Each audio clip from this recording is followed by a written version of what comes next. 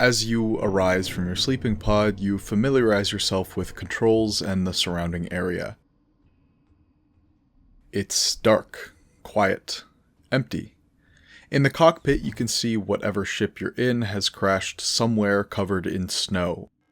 Pinned up beside the window is a picture, thoroughly faded on one side, but you can still make out a woman on the right.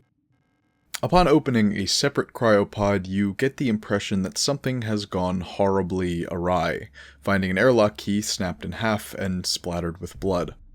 Equipping yourself with a suit capable of handling the conditions, you open the airlock, venturing out into the world that you can hardly see.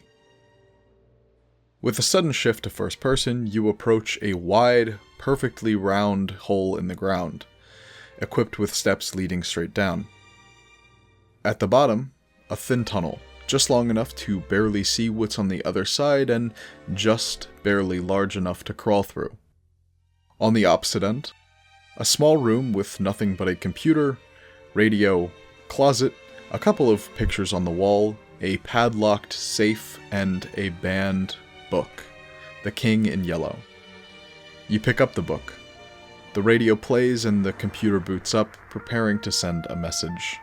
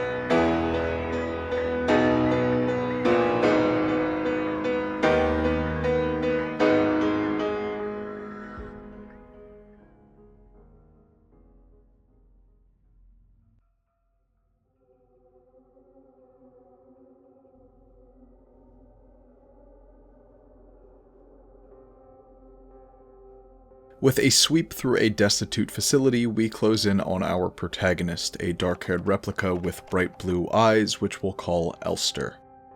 With the prologue behind you, it's time to see exactly what Signalis has to offer.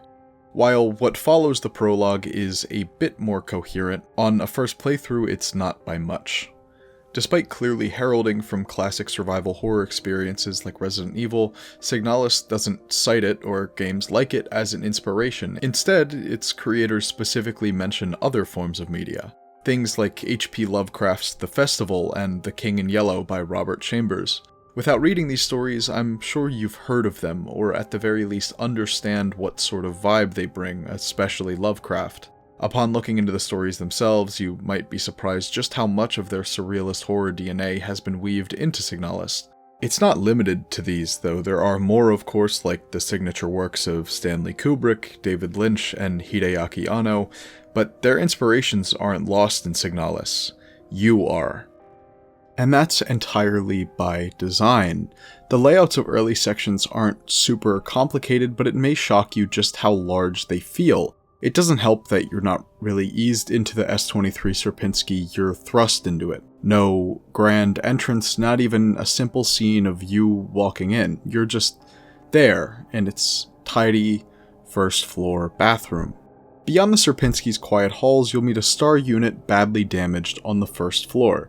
Showing her a photo you have on hand, she remarks that she doesn't recognize the girl in the picture, but all of the Gestalts should be down in the mine. Only shortly after finding your first gun, you meet a young Gestalt by the name of Issa, armed with only a knife and bloodied standing over a rotting corpse. As far as you can tell, her own knowledge is about as limited as yours, being completely unaware of what exactly has caused the plague running through the facility. She runs away, and that leaves you alone with your mission, reaching the mine. Without an elevator key though, your only way down is a concerningly dark hole in Classroom 4C. Reluctantly plunging into that hole, you're treated to one of the game's few cutscenes. It's short, but even the brief close-up to the 3D modeled environment and enemies immerse you despite not necessarily being realistic. One of the things the creators really understood while making Signalis was how to build an atmosphere. It starts off strong. It's creepy, bloody, and mysterious, and this works great for affecting the player. The heavy silence that transitions into terror as you hear the fallen replica's guttural scream before they charge straight at you. As tension becomes fear and panic, you're forced to react, and no matter which way you choose to react, you'll always fall back into that ominous quiet the whole game is enveloped by. The game's tension might hold you back from pushing forward, but the draw of its mystery can be so overwhelming that you might just play through the whole game in one sitting anyways. Throughout its entire runtime, Signalis strikes this delicate balance, but as you'll see, its atmosphere eventually becomes one of terror, confusion, and legitimate chaos. This next floor is even larger. It has more rooms, more enemies, and the main goal manifests itself through the elevator. You need to get down as far and fast as possible, so what better way than through the elevator? You can call it to your floor, but unfortunately it's not going anywhere without an administrator key. Floor 2 is still somewhat normal, except for a couple of things. While you're looking around, the kitchen area might feel a bit familiar to you. This is that same place from the cutscene we just looked at. After killing the corrupted cleaver-wielding replica, you may notice something in the corner. This large, pulsating heap of flesh, beating gently, doesn't seem to acknowledge your existence. Or maybe it doesn't know how. It's out of place, but this might not be the last time you see something like it. Just as, if not even weirder, is a small box engraved with a butterfly on top. The box itself isn't particularly special, but what's inside might shock you. A small hexagonal plate lays flat in the box. Cold and heavy, upon laying your hands on it, you get a quick glimpse of a slimy, organic mess followed by a heavy door, too quick to make out any details. And now, with snow falling all around you, you stand before an old age radio station and you can move. Not like in the Prologue, either. You're not locked in a set path in a sort of point-and-click adventure. You have a full 360 view of this environment. You can walk around and look freely, and it's odd. For the couple of people watching who haven't played the game, it's hard to describe just how jarring this change is. Going from the top-down CRT aesthetic to a fully realized 3D space is awe-inducing. It's almost too weird. It feels wrong, like you somehow walked into a place that you're not supposed to be. But it is intentional. Inside of the station is warm, not just climate-wise either. It's homey, lived in, welcoming, and a far cry from the unpleasant nature of Rotfront. Aside from a couple of notes made out to familiar but unknown names, on the table lies a radio transmitter. Tuning it to the frequency on the tower outside plays a tune, opening up a small door to a descending hallway. As you're about to investigate, it's over, and you're back at the Sierpinski. Now free to take the plate you found inside the butterfly box, you notice something that wasn't there before. The radio from the hallucination, or no, memory? It's still here. It's no use questioning it now, but you might as well put it to good use. The door in the hallucination wasn't the only thing that can be altered by radio, as you'll find the elevator key in a safe, opened with a code, of course being transmitted to a certain signal. With this ID, you're now able to move freely between the floors, exploring as you... wait. Card impounded? Well, I guess we're stuck on floor 3, so we might as well take a look around, right? The third floor is, for the most part, more of the same, with key differences being that this floor is laid out completely different in comparison to the two you've already gone through. Rather than pretty much two hallways with rooms connected by a smaller hallway, it's a more interconnected network of rooms and hallways, but this segment of the game also contains a subfloor below it.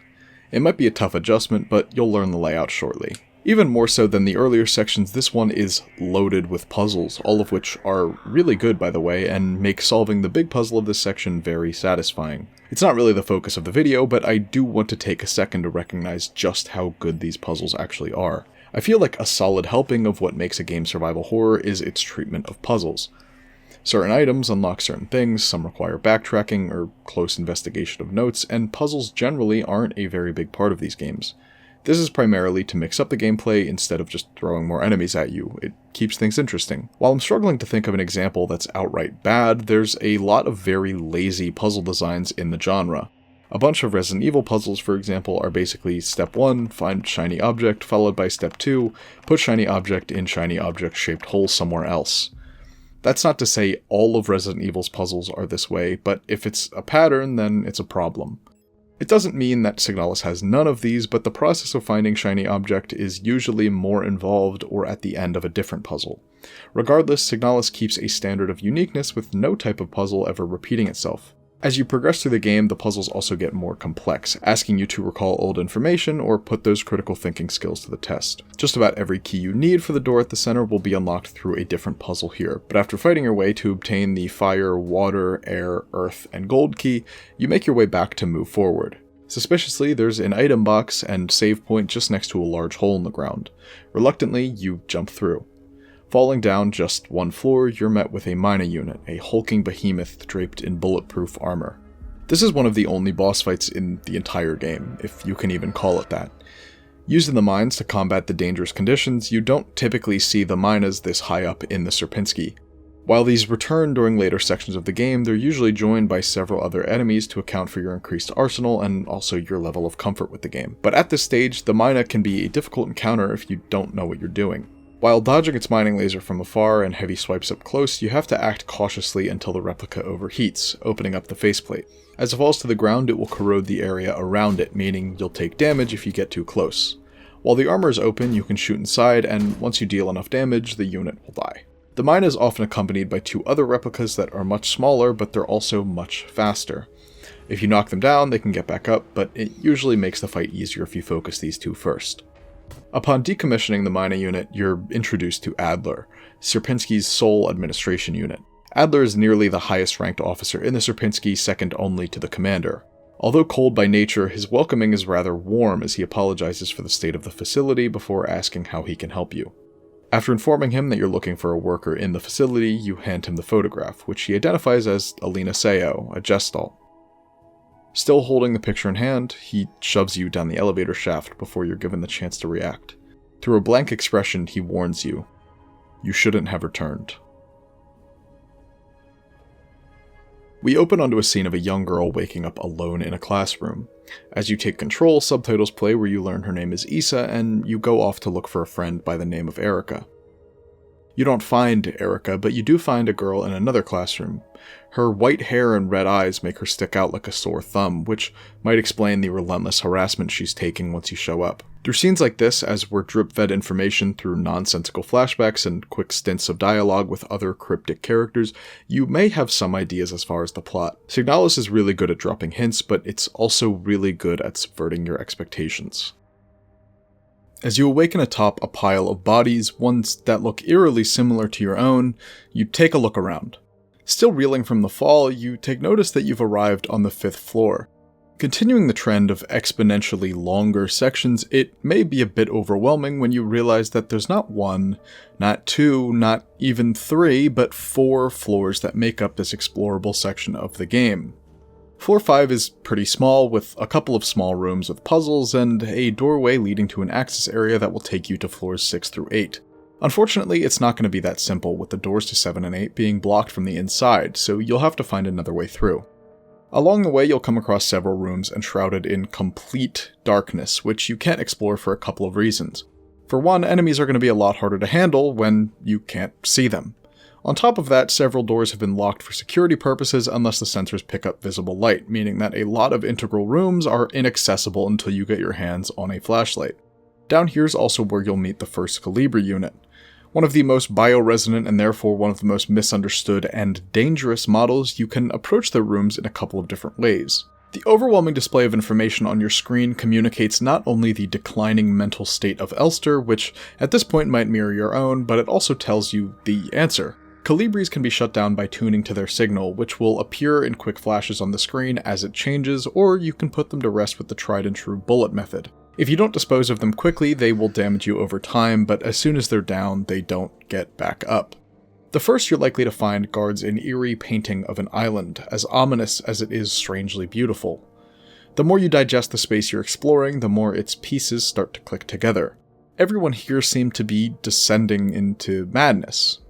Was the facility's sickness an actual plague unleashed by their relentless descent into the planet? Was it a gradual corruption of the mind carried by nothing more than a shaky belief in something greater?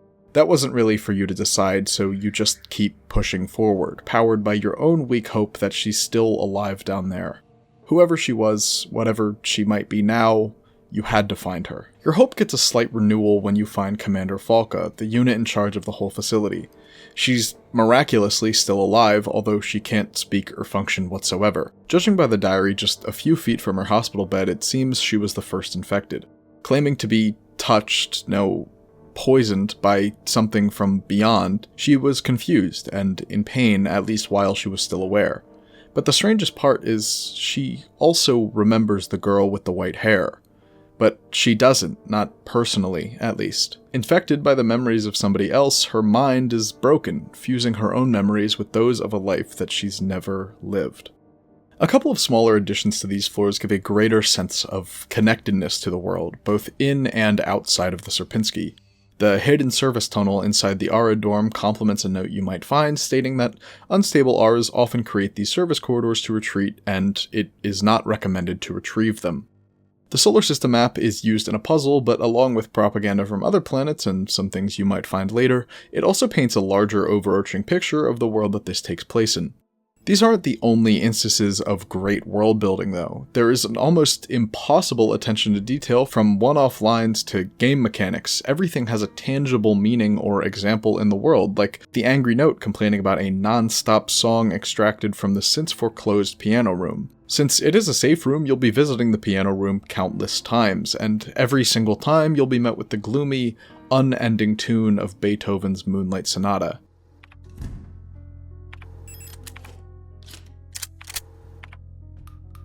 Although they are details that you could argue aren't that important, they are, because anything that immerses you further into the world is, by nature, important. It's vital to the game and your experience of the game. You might not even catch all of its intricate details the first time around, but the ones you do will lead you to a greater appreciation of Signalis and the love that was put into it. Your final step before you reach the mine is finding a key to get there, which is in none other than Adler's office.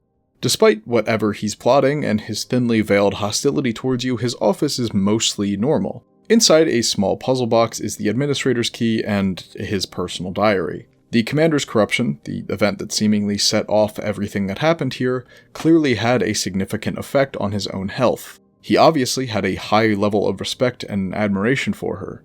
He notes that each day feels the same, like he actually is living out the same series of events, day by day, only shortly after remarking that each entry is actually dated on the same exact day, and he doesn't remember any of them. Among other personal suspicions that he may be losing his mind are fears that he could be decommissioned for it, choosing to hide it and continue with business as usual. Closing out the diary, you learn that he believes answers can be found below, wherever it was that Commander Falca had been touched. With nowhere left to go but down, you enter the elevator and descend into the mine.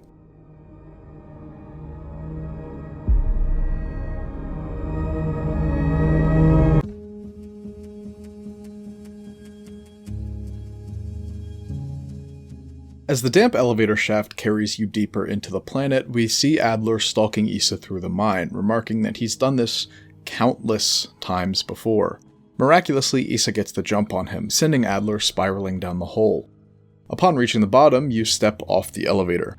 The stark contrast between the mine and the Sierpinski's quiet halls hits you almost immediately. You're not supposed to be here. These are no conditions for an Elster, or anybody for that matter. The dimly lit open spaces are intimidating, too many places to keep an eye on at once. Without access to your map, you feel disconnected. The safe room's sterile structure is strangely comforting in this place that lacks so much, but you can't stay here forever. Another lift takes you down again, and only shortly after will be an airlock guarding a ladder, taking you even further down. The space the ladder leads to is one of the smallest yet, with just a couple dead ends and that hole where Adler fell. With nowhere else to go, you drop into the pit, but you're not met with a collision against a hard floor, at least not immediately. Instead, we're back to first person. You step out of a cave onto a dark shore. The sky is blood red, water only a short pace from black, and you can see spots of white littered across the beach further down. Though some light peeks over the top of the hills, you can't see anything beyond the island or the inky sea surrounding it. Venturing down the shore, you'll come across a couple of cryptic notes. All but one are missing words, but you can find some common themes in death, decay, and loss of identity. Just past the notes are more white spots on the ground. As you keep moving, they get bigger, emerging more from the sand. Skulls. Human skulls. Just as the sheer volume of dead begins to dawn on you, you're whisked back to reality. At the bottom of a long shaft, you stand up in a pool of red liquid surrounded by bodies. Stepping through the only door leads you to a setting that's a bit more familiar, but still wrong. The brutalist tiled floor and grey walls are certainly closer to the earlier floors, although the desecrated replica bodies accompanying it somehow feel even more sinister than before. Actually, everything here has an air of evil to it. The rusted metal bars around doors, moldy or burned shelves, medical equipment, small cages just big enough for a person to be crammed tightly inside. It's also twisted and backwards. Doors on the left put you out on the right side of a room, and vice versa, and have I been here before? With no map, it's easy to get turned around, but for some reason it feels sort of familiar. The grated floor below houses a throbbing thing, evidently alive, yet only a heap of bloody flesh and organs. After exploring all of the available paths, you allow it to swallow you whole. And I suppose Issa did the same, as we see a swarm of hands reaching for her. This entire area of the game and everything past it is what made me fall in love with Signalis. Rather abruptly, the game transitions from a survival horror to a cosmic, psychological horror. The signs are there from the beginning, but the warped underbelly beneath the mind shifts the tone of the game completely, and this writhing mass of limbs embodies that perfectly. The lifeless environment of the Sierpinski almost feels sacred upon reaching the perverted mess of blood, metal, and rust just beneath it. Despite every indication that it shouldn't be, this place feels alive. By beginning with a clearly inspired world and a relatively blank slate, Rose Engine was able to build on it in a way that would be impossible if it was grounded in any actual reality. The world's sickening corruption becomes ever surprising as the game goes on, and it's not done yet. As you blast the caged chimera with everything you have, Issa stands up and finishes it off. The rifle, which is far too large for her, knocks her to the ground, leaving her unconscious. The arena leads you to a couple of new rooms, one of which leads you back to the corroded upper floors. Now you just have to find a way out. I'll spare you most of the details for this next part. There are a bunch of doors locked behind keypads in this area, all of which are tied to a puzzle that requires you to tune your radio to different stations, revealing the code for correlated symbols. This leads you to a couple of smaller puzzles, including a faceless mural of our glorious Empress, a couple of shortcuts, and the big final door for the area. Each new puzzle will lead you to a new plate used to unlock that door. Eventually you'll have opened every door, painstakingly scoured every room, and completed every puzzle, and you'll have all the plates in hand. With these, you'll of course make your way back to the big door, slot each plate into its respective slot, and head through. Stepping into a rounded hole, you climb up. Atop the stairway, just beside a rigid stone gate, kneels Adler, fully conscious with Issa's knife thrust into his right eye. He vents his anguish over the loss of Commander Falca before questioning Elster about what lies beyond the gate. It doesn't matter. You walk for hours into an endless expanse with nothing to see but enormous obelisks protruding from the blood-red world that surrounds you.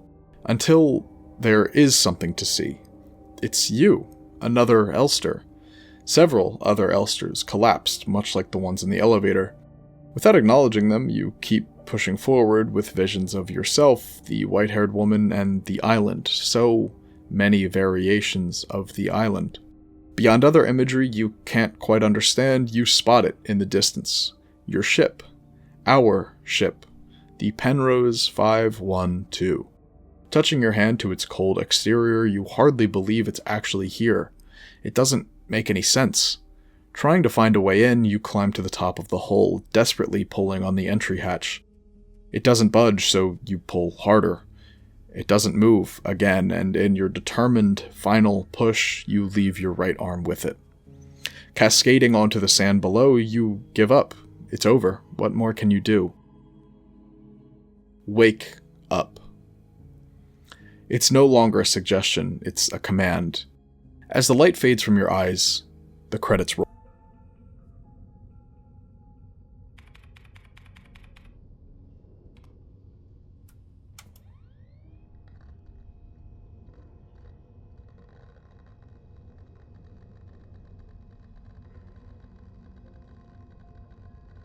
As you arise from your sleeping pod, you familiarize yourself with controls and the surrounding area. It's dark, quiet, and empty. In the cockpit, you can see that whatever ship you're on is floating through deep space, but the snow, there's no picture pinned up. One room calls out for you, but you can't enter until you finish making sure everything is in order. It's too clean here. There's something threatening about how perfectly intact and rather tidy the ship is. Scattered around the ship are reports detailing your journey, maintenance notes, and even a painting of a dark island. With the maintenance checklist filled out, the only thing left is to report to your Gestalt scout officer, Ariane Young. You enter the room, and the white-haired woman greets you with a hug. Embracing her back, you share a warm conversation about the time that has passed. You've both been trapped on the ship for years now, but neither of you seem bothered by that. Ariane steps away to put on music before the two of you share a dance. Among the many realizations I had while playing through this game, this was the most shocking. Signalis isn't a survival horror, it's not psychological horror or cosmic horror, it's not really a horror at all. It's a love story. Signalis is a love story veiled so heavily behind so many layers and genius subversions that this reveal is legitimately staggering.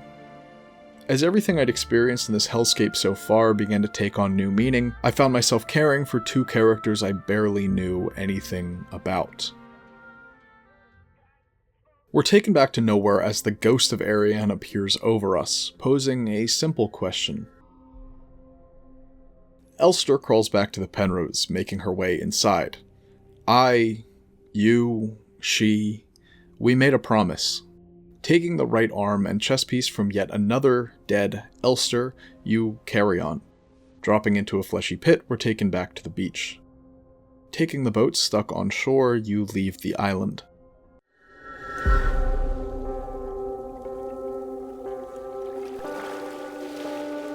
Having returned to the familiar bathroom on the first floor of the Sierpinski, you work your way back through the facility, which has now been taken over by the mass of conscious flesh. Taking the straight path all the way back, you reach another bloody pit.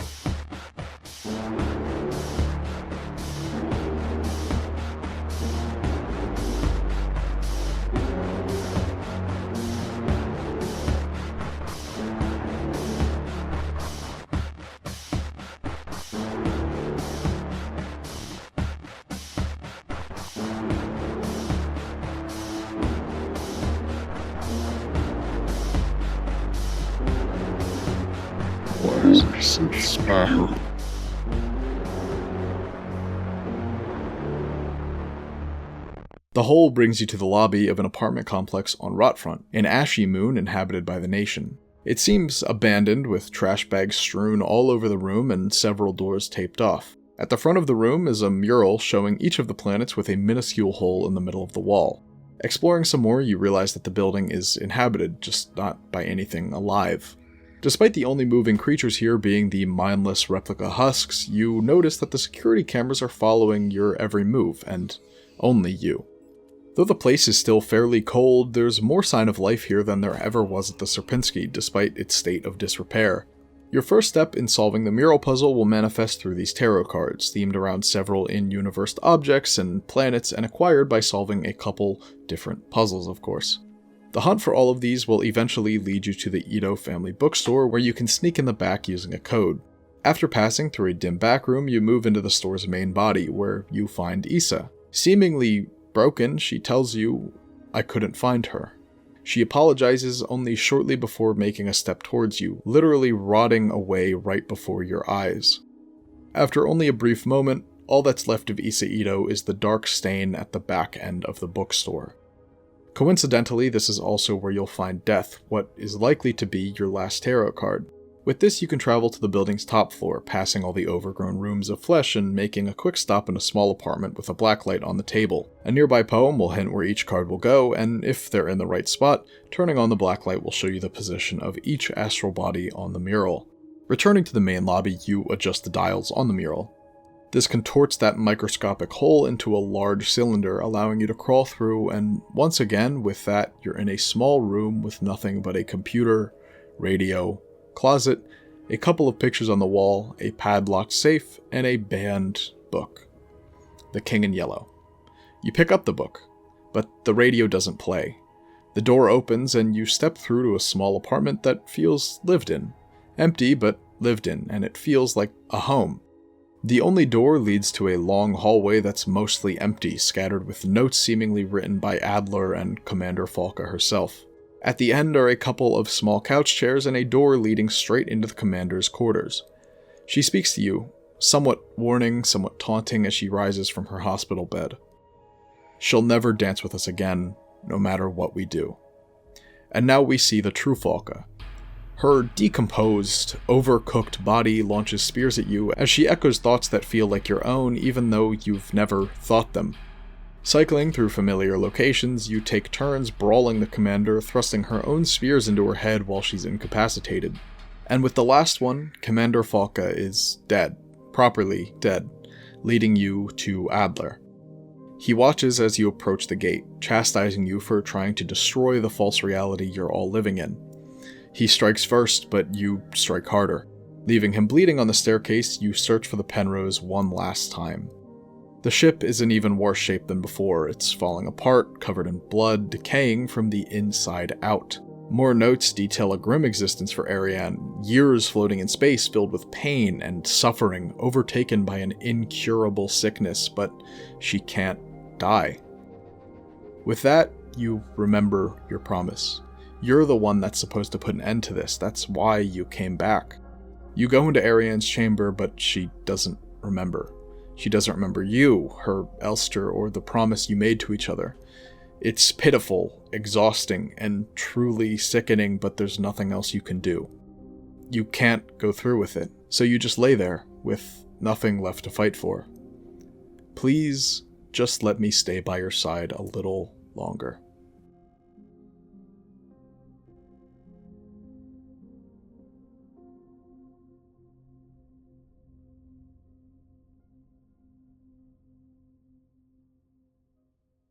And with that, Signalis is over for real. One of the 4 endings, at least. There's a lot of stuff I didn't go over at all in this video, and a lot of stuff that probably didn't and probably won't make a lot of sense, especially if you haven't played the game. With that being said, though, within probably the next 2 or 3 days, depending on how things go, I'm going to be releasing a companion video to this one that is more or less a lore and story breakdown video. There's a lot to cover, and a lot that I still don't know the answers to, but regardless, I'll be covering pretty much everything as well as my own personal theories and stuff, so you can follow along if you're not super familiar with the game. I also recognize that this idea is kind of alienating to my typical audience, and there's a good chance that the video you just watched, if you're even here anymore, probably was too, but I wanted to do something a little different. I played Signalis at a really strange, really personal time in my life, and I think the game's amazing on its own, but that connection makes it a particularly special game to me, and I want to pay it tribute in my own way, even if it's not that exciting to most people.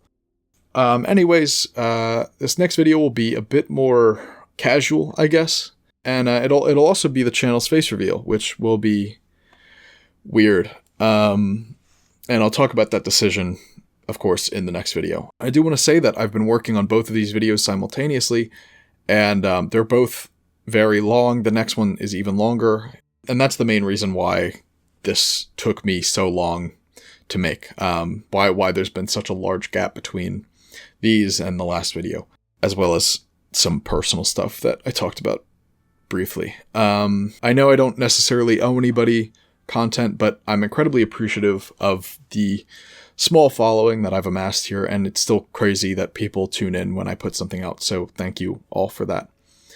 This conclusion has been sort of rambly. It's kind of a theme around here, so we'll wrap this thing up.